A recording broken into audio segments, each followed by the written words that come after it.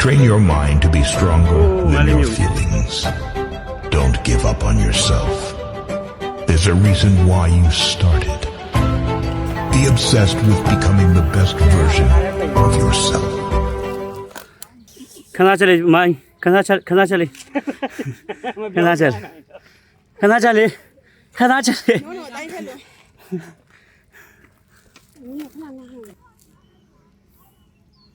အဲ့ဒီထက်လာတယ်ဟုတ်တယ်မတူလည်းကြီးမနိုင်ဘူးစောင့်နေကြ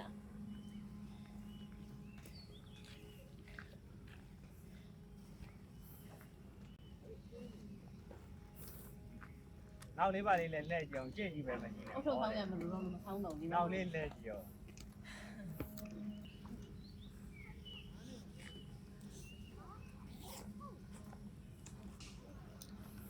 ဒီလည်းကြီးရကြနေပြီလား